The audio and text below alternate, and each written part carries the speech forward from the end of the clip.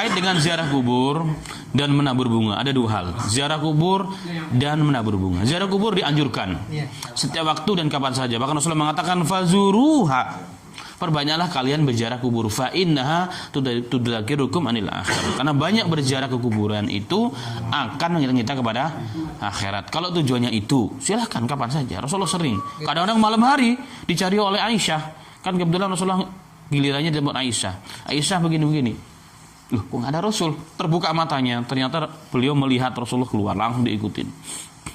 Ternyata Rasulullah ziarah ke kuburan, mendoakan ahli kuburan. Bahkan malam pun nggak ada masalah, asal malam di sana bukan malah buat amalan khusus itu yang ini masalahnya. Nah, Indonesia kan agak kacau. Tapi mendoakan orang di sana. Nah, itu satu. Itu sunnah, tapi mengkhususkan itu yang jadi. Bagi yang ilmu belajar hadis, mengkhususkan sesuatu itu yang jadi masalah. Kalau memang katakan kita pulang kampung, mungkin keluarga kita ada yang meninggal di sana, nah sekali nggak ada masalah seperti itu. Itu maafin muskil. Kan memang sekalian, tapi mengkhususkan untuk itu yang memang menjadi catatan. Nah, yang kedua mengenai tabur bunga. Pernah juga rame di grup. Mohon maaf, ada seorang ulama yang beberapa hal yang saya masih ingat, di antaranya dia katakan bahwa ada hadisnya dalam Sahih Bukhari dan Muslim. Memang ada Sahih Bukhari dan Muslim, tapi hadisnya bagaimana? Istimewanya terlalu jauh. Yaitu apa? Ketika Rasulullah marra ala kubraini. Ketika Rasulullah berjalan dan melalui dua kuburan. Rasul berhenti, Rasul mengatakan, innahuma la yu'adzibani wa ma yu'adzibani illa fi kabirin. Rasulullah mengatakan keduanya sedang diazab dan keduanya sedang karena melakukan dosa besar. Yaitu apa? Namimah dan tidak menjaga diri dari air kencing. Kemudian Rasulullah memerintahkan mengambil pelepah korma yang masih basah, dibelah jadi dua, trek, ditancapkan. Ditanya kenapa ya Rasulullah?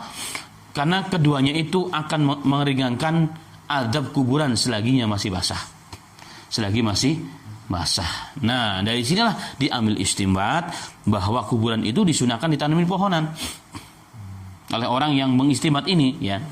Muslimat ini. Kenapa? Karena Rasul mengatakan selagi dia masih basah akan meringankan azab kubur. Kenapa? Karena yang basah itu berarti masih berzikir.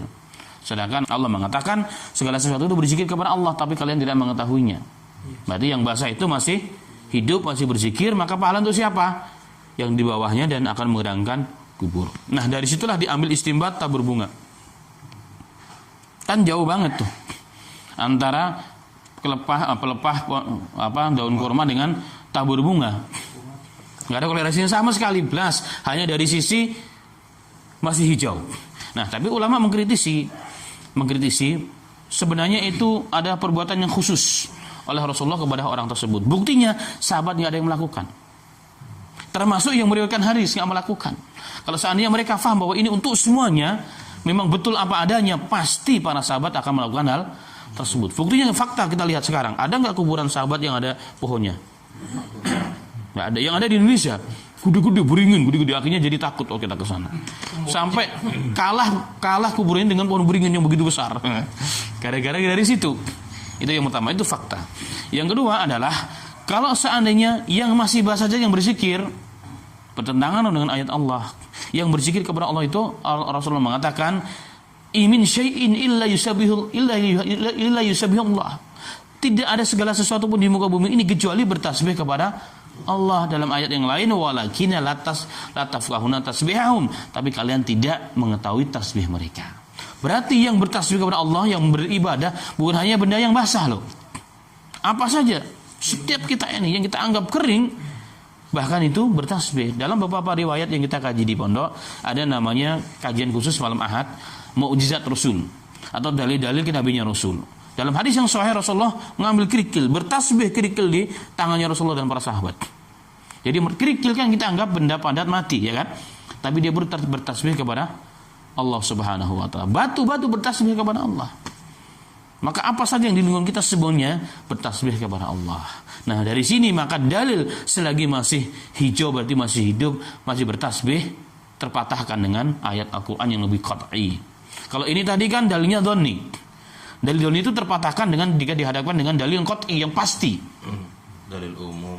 Iya, dalil umum yang bersifat don, prasangka. Kenapa prasangka? Oh, berarti kenapa Rasulullah ini maksudnya prasangka itu adalah belum pasti.